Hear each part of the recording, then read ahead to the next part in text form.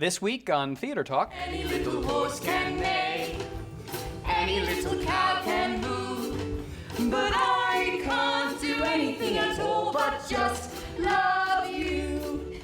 Theatre Talk is made possible in part by the CUNY TV Foundation.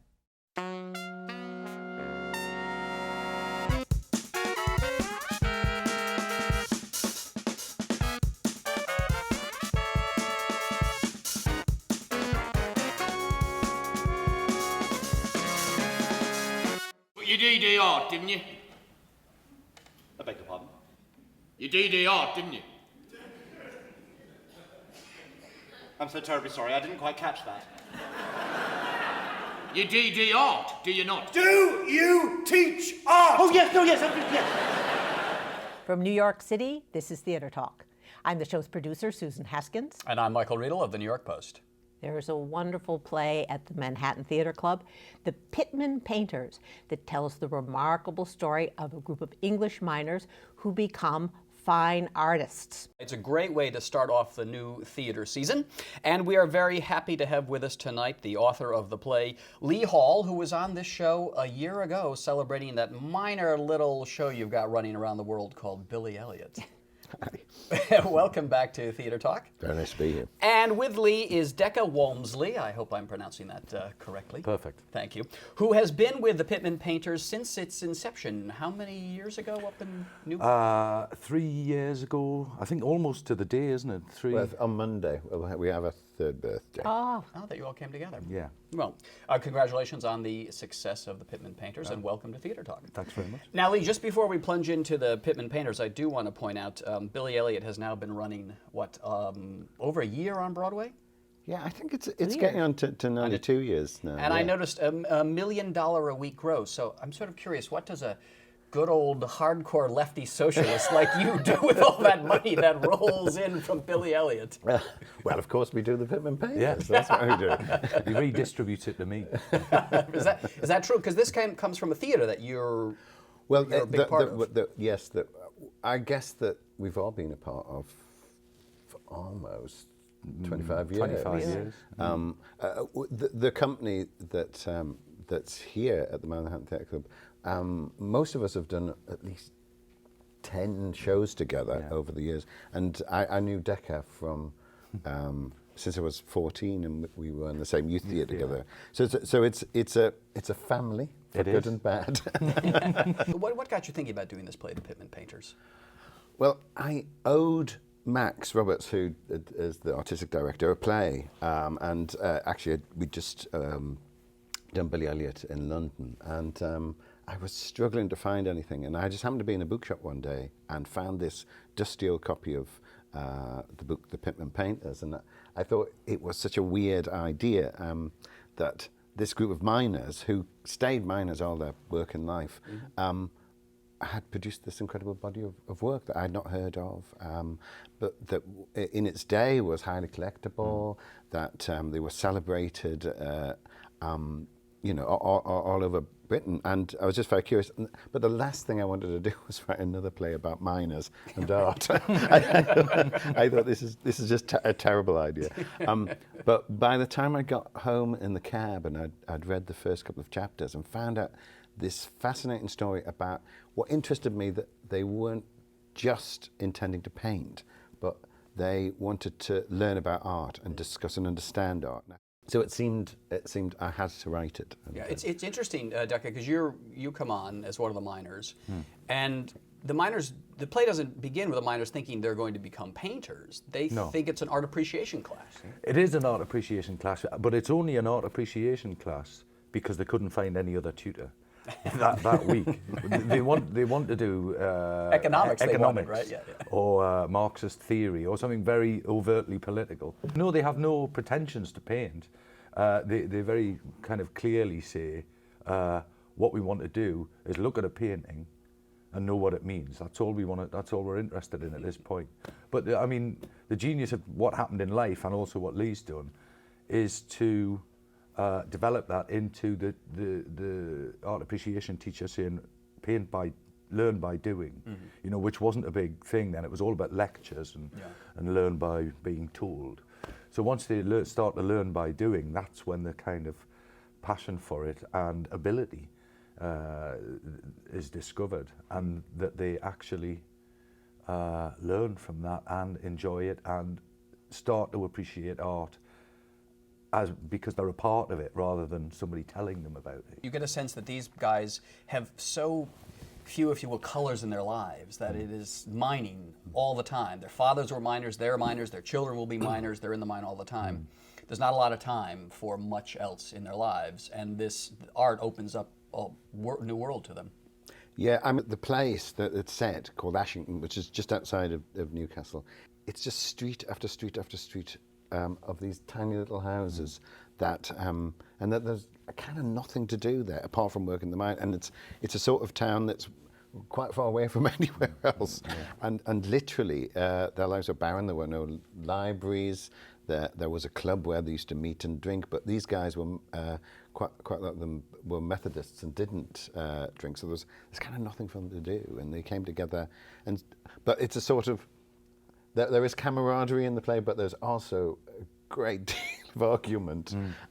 They were really forceful guys, and difficult and horrible to each other about their art. You know, it was gloves off, because for them it was the most serious thing that they could do. This was not like a Sunday Painters. This was somehow that, I think it was because that at that time, to do this would be almost embarrassing in their community, you know. And so they were making themselves outsiders within the community because they were doing something aesthetic, and which was kind of, you know, frowned upon. So they did it with such passion and commitment. And seriousness, I suppose. And the people I met who, they're all dead now, but who knew them in real life said that they were the most serious artists they'd ever met. But the main thing to impress us, The main thing, was Van Gogh. when we saw the Van Gogh, I think we became a group. well, because we saw that art was not about the privileged. It wasn't about money. Or doing things a right way or a wrong way. Art was a gift. He did it for love. He only sold one painting in his entire life. And now they're going for thousands of pounds. Art doesn't really belong to anybody. Not to the artist Or the owner. or the people who look at it. Real art is something that's shared. And then, but by the time that they were retired, Bill Fever, who used to be the art critic for the Observer paper in London, said that they were the most learned of all of the artists that he'd come across. They ended up writing essays, some of the painters. Yeah, Here were people who quit school at 10 and 11 to go into the mines, and this connection with art had so opened up their intellectual scope that they even became able to write on art criticism. I mean, just on a basic level, there's something very noble about a man working for 10 hours, and then not only doing that, he then comes out and puts on his best suit and goes to educate himself. You think that they had these messy lives in the mines, there was no running water in their houses, and then they put on suits to go to go to the painting class. You know, they're very, very sort of proud men. Yeah. The culture was, because it was so filthy and so disgusting, that you wanted to be exemplary when you were out of the house. But painting's very messy. I thought, how do they keep... There are photos of them with their jackets off. And their sleeves rolled up. Sometimes their sleeves rolled up. They still have their ties on. They still have the tie on. They still have the tie on. And before they would leave the hut, you know, the sleeves would come down. So they look immaculate when they leave the hut. But that's kind of probably their concession to, you know, to art, is that they get a little bit casual once they're in there by rolling their sleeves up. You cover in the play how this work broke out and became kind of a rage in England. It was along with the career of Rousseau in France, this naive, or what was called untutored art at the time, wasn't it? They didn't take that much individual money for their paintings. They kept the work together and they were committed to having this body of work that only profited the group. Yeah, I think that's another aspect that really interested me. Yeah.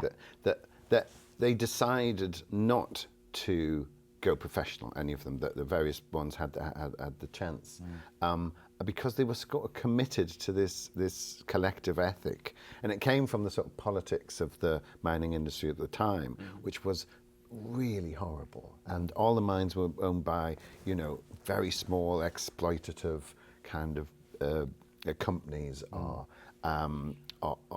dukes who on their land had discovered this stuff, and these guys were absolutely kept to the bare minimum. It was very dangerous, and so their commitment to each other, because literally going down on a day's shift, your life depended on your fellow men, and I think that's something that was so ingrained in their culture and their grandfather's culture, that to break out of a group that you were so intimately connected with was unthinkable to them. And of course, it's more like theatre. Somebody's going to win the Tony Award and the rest are not.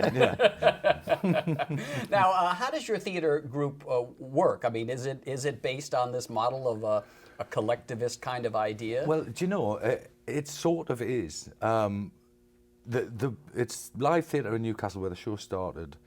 It has a kind of a loose collection of actors who, you know, you're not permanently salaried, but you always go back and work there. It's where I started my career.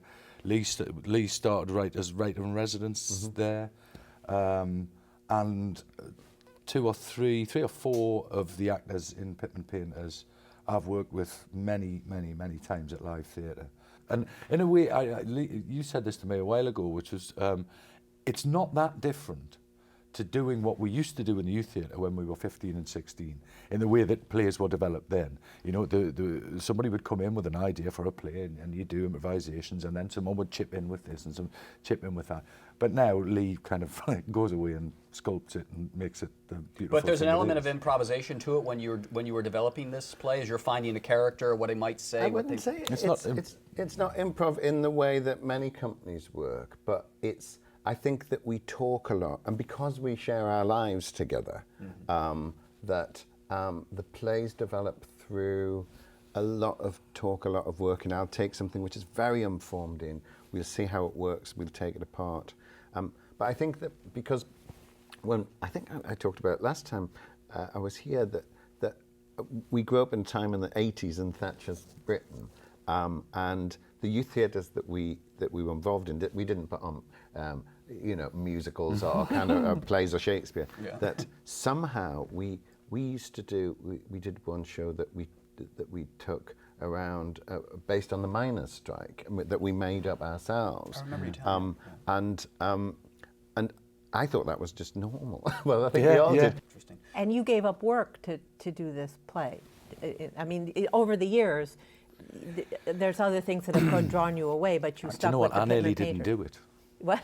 I nearly didn't do it. Why? Well, because I was offered another job at the same time in London, and it was at a theatre that, you know, it was at the Royal Court, and that was a great place to work, and it could lead to lots of other work and things like that. And then this was on the table as well, and I asked my agent what I should do, and she said, do the Royal Court job, because, you know, they're not brilliant parts, but it will open doors. You've never worked with those directors before. You've been to live theatre 100 times, blah, blah, blah, blah, blah, blah. And it was my fiance's father, when I was talking to him, and he said, don't be a fool, you know. He said, that play and the story of Lee's play is what you've done. It's what you're doing, yeah. And if you'd be mad not to do it. And immediately I stopped being so silly and told my agent not to be so silly either. And then when she came to see it, she apologised profusely. But this goes to show the enemy of collectivism is an actor's agent all the time. Yeah. But we've got to wrap it up. I want to ask you, where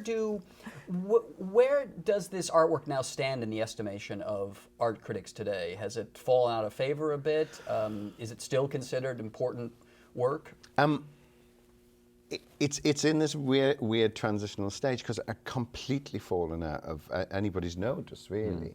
And I think since we did the play, that the work has been moved into a museum of its own, and this book, which had been out of print for 30 years, has now come into print. So there's a whole reevaluation that we've kind of been part of, which is fantastic. Who owns the work now? It's owned by a trust because they managed to keep quite a lot of it and get some of it back from the various people who owned it, and to keep together. And where is the museum? It's in Ashington, which is just outside of Newcastle. Very good. And the site of a former pit. It used to be. Really? All the gone. mine. Right. Yeah. Well, if you can't get to Ashington, you certainly can get to the Manhattan Theater Club to see the Pitmen Painters. Very fine new play by Lee Hall. Lee, it's always a pleasure to see you. Got a third mining piece working on the mining trilogy. I hope not. And Deka Walmsley, getting that right, I hope, who's been with this extraordinary play from the beginning. Thank you for coming on Theater Talk. Thanks. Welcome to Broadway. Welcome to Broadway, yes. Thank you. Tell that to your agent. Yeah. What's this supposed to be? That's his shoulder. Looks like a horse's leg. Well, maybe he meant it to look like a horse's leg. Did you mean it to look like a horse's leg? Of course I didn't mean it to look like a horse's leg. Look, this is my first go. Canny boots, though. Oh, admittedly, the boots are very well done, but I've never seen anybody with a shoulder like that on them. Well, yes, but no, I mean, but look at how well he conveys the bulk, the sheer brute force of a miner at the coalface. That's what I'm saying. You don't send somebody big down there with a shoulder like that on them. You send down little wiry fellas like me, for instance. Please, we must be sensible. Please help me to be sensible. We mustn't behave like this. We must forget that we've said what we've said.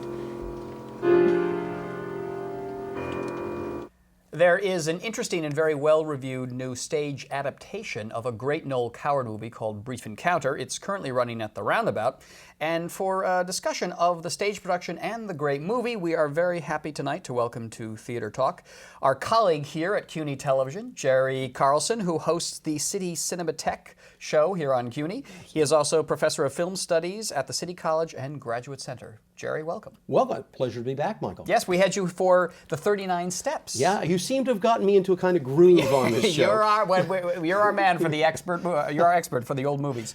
Now, this Brief Encounter is similar to the 39 Steps that was running for very long on Broadway, and it's a theater group that's taken the movie and they're sort of acting the movie on stage while the movie's sort of playing behind them, right? Is that what's going on here? Well, they've got a number of mixed theatrical cinematic effects in this that includes moving from a cinematic reality into a theatrical reality. And that's similar to what they did in the 39 Steps. I have to say that these are kinds of homages to the originals that are both try to be, really respectful. There's something they really do respect deeply, but they're trying to reinvent it in a new theatrical language, and a very mixed theatrical language, not Chekhovian or Ibsen kind of realist theater, but something that in both productions, the 39 Steps and this, you have to say it's a very carnivalesque, or you could even say music hall, given the British,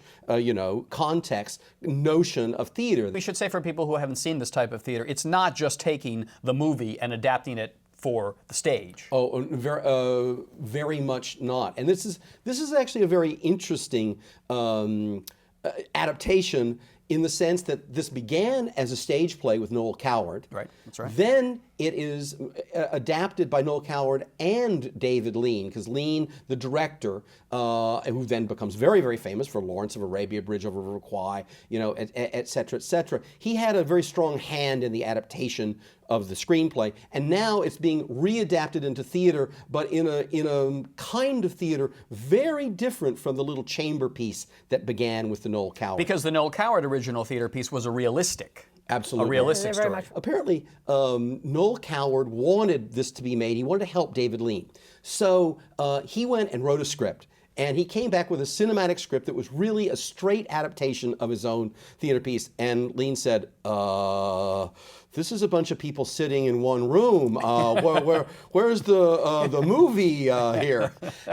And so the movie actually, opens it up, and also is a flashback movie. It's very important that the movie is through the voice of the woman in the love affair. It's her memories. Yes. And so it's a restricted point of view. Whereas here, in this new theatrical adaptation, it's all over the place. Right. That is, it mixes genres, it mixes voices, it mixes tones. I mean, it's it really reopens the piece, but using theatricality. What is Noel Coward getting at in this play, in this movie? Well, it's very interesting that Lean, who was really probably known for his big movies, like Lawrence of Arabia and this, he wanted to do a big movie. He'd been working with Noel Coward on 3 films together, and he wanted to make the leap. And Noel Coward said to him, "Don't do that. You don't know anything about costumes."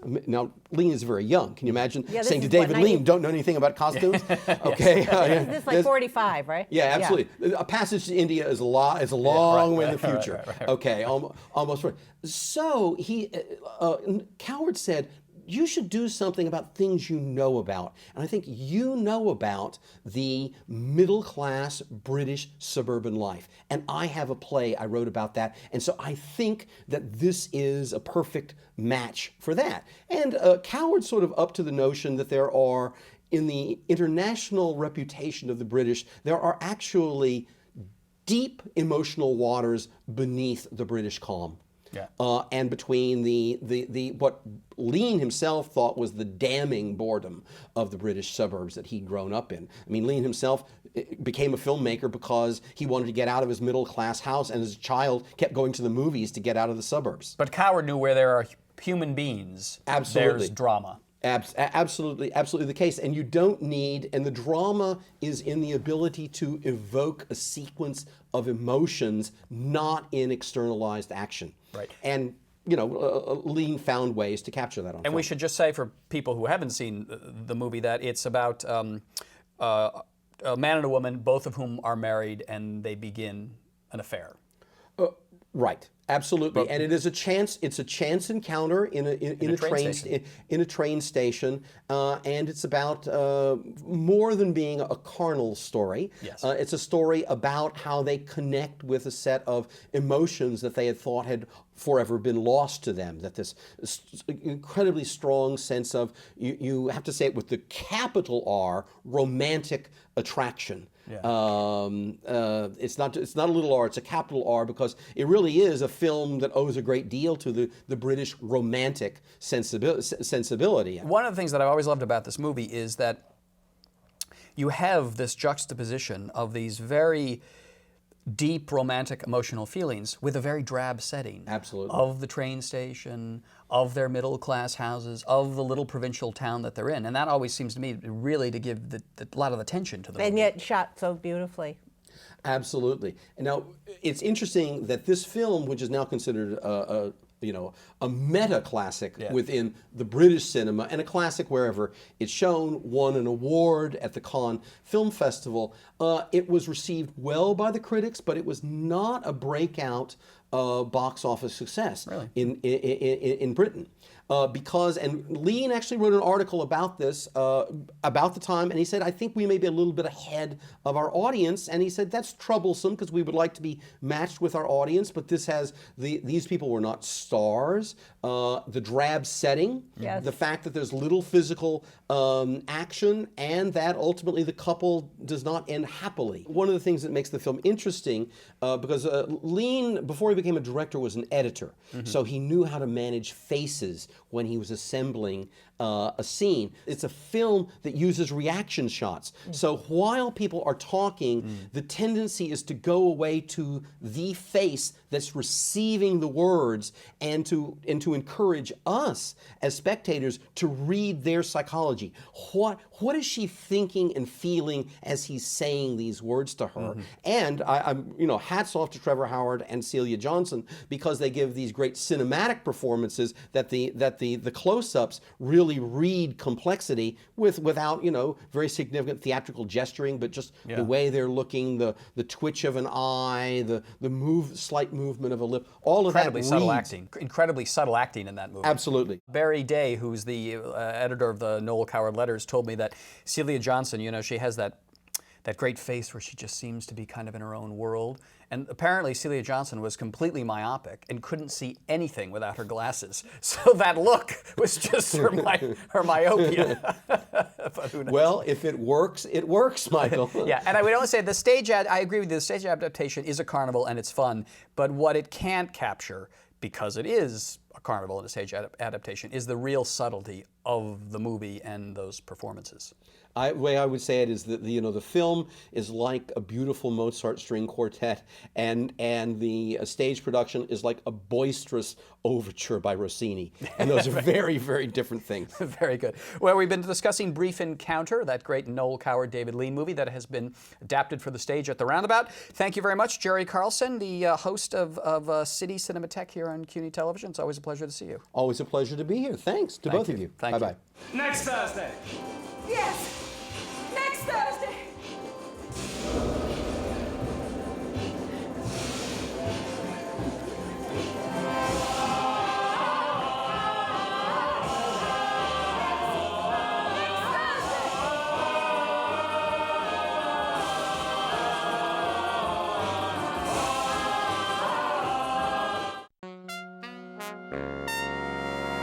Our thanks to the Friends of Theater Talk for their significant contribution to this production. Theater Talk is made possible in part by the Frederick Lowe Foundation, the Eleanor Naylor Dana Charitable Trust, the Alan S. Gordon Foundation, the Corey and Bob Donnelly Charitable Fund, Carrie J. Fries, the Dorothy Strelson Foundation, the New York City Department of Cultural Affairs, and the New York State Council on the Arts, a state agency.